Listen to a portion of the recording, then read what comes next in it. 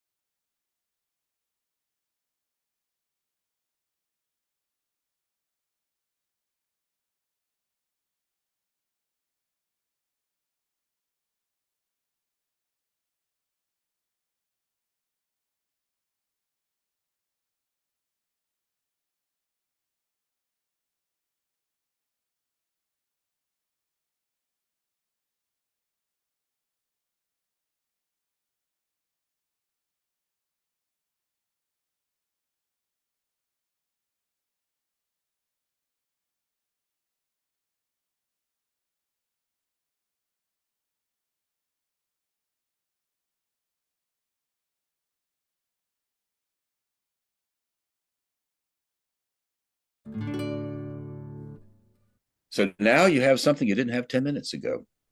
We love to ask people to read their work aloud on the Zoom calls. Why do we do that? First of all, it's fun to hear people read their work. Second of all, people have told us, and we've discovered this for ourselves, that when you speak your work aloud, you see editing opportunities as you're speaking.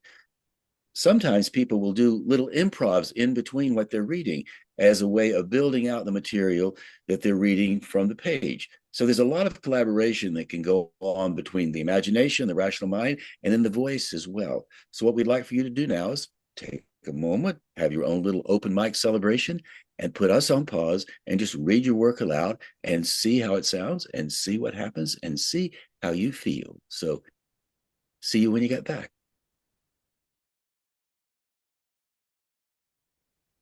So we hope you did do that. We hope you did read your work aloud, even if it was to a quote unquote empty room. It's not empty, you're in it, and you are your most important audience. The other thing that people have told us, and we have experienced for ourselves from this process of reading what you write aloud, is that your confidence grows. You feel your voice. You push yourself, your inner critic, as it were, pushes you more towards what you like in your writing than what you don't like. So you build your voice, you build your confidence, and you turn that critic that is, most people's bugbear into a very important ally, because that critic responds more quickly when you read aloud. It responds more quickly to what you like than to what you don't like. And if you're reading silently on the page, it tends to go towards what you don't like. So this is, as Nave said, also a very valuable editing tool. And before we go further, I need to credit the picture. It's a photograph taken by one of our regular Saturday participants. Her name is Genevia Hendry. This is not the first one of her photographs that we have used as a prompt. If you are just doing this for the first time, we hope you come back. If you're doing it for the first time and you've never read your work aloud or thought of reading your work aloud, consider this. Your voice is one of the most cherished sounds your loved ones have in their lives. The voice is always recognizable, and the people who hear your voice know who you are before you ever show up. So if you're first starting to read aloud and you are thinking, I don't like the way my voice sounds, you are the only one in the room who doesn't like it. Everybody else is really glad to hear your voice, at least the ones who love you. Maybe your enemies, I don't know about that, but you get my point. So your voice is a treasured proposition, and when you read aloud, it will serve you very, very well. And if you do it a few times, you will start to love your voice the way the people who love your voice as well. So I just wanted to say that to give you a sense of how much power you have with your spoken word that you might want to consider expanding more and more. And one more thing, we have a circle community where people post their work. So if you like what you wrote, if you like what you heard when you read it aloud, consider going to the imaginativestorm.com or imaginativestorm.com website, which is our website, and there you will find instructions on how to get onto our community gathering, and there you can post your work and we can read it. So here is how you get to the circle. You go to imaginativestorm.com, scroll over to community, the Imaginative Storm community, inspiration and momentum, Imaginative Storm on Circle. Click on that, it'll take you further down the page, and then click here to go to the circle. It'll look a little different to you when you get there because you aren't signed in yet, but you make a username and password. It's free. And then you will get something like this. You go over here to Prompt of the Week. And here you will find all the prompts of the week that we have done for over 4 years now. That is a lot of weeks. And I will show you last week's as an example. So when you click on it, you will see the image that we used and the word list from Saturday and then from Thursday, and then what people wrote and commented on other people's writing. And then for you, you just go down to the bottom here, you'll have this thing saying, what are your thoughts? and you just type right in there whatever it is that you wrote, and then click post. And while you're at imaginativestorm.com, which last night I was up until 1 a.m. revising, you will find information about our other community events, our gatherings, our workshops online and in-person retreats, our books, and our courses. Write What You Don't Know is gathering quite a following among creative writing professional teachers. And it is our book. It's available in paperback and PDF download, and it's on Kindle and other e-readers. And it also exists as an audio course given by Nave and myself, and as an online video course. So do please check out what we have, and we hope to see you in person on Zoom, maybe one of these Saturdays or Thursdays. Saturday, noon Eastern time, Thursday, 6 p.m. Eastern time. It's always free. You don't have to pre-register, just turn up on time, hit the Zoom link, which you'll find at imaginativestorm.com. Come up, hit the Zoom link on time, bring pen and paper, and come play with us. So thanks ever so much for listening. And wherever you are in the world, lean into what you're doing, stir up a little bit of trouble, and come back sometime soon. Or at least we hope you do. Thank you. Goodbye.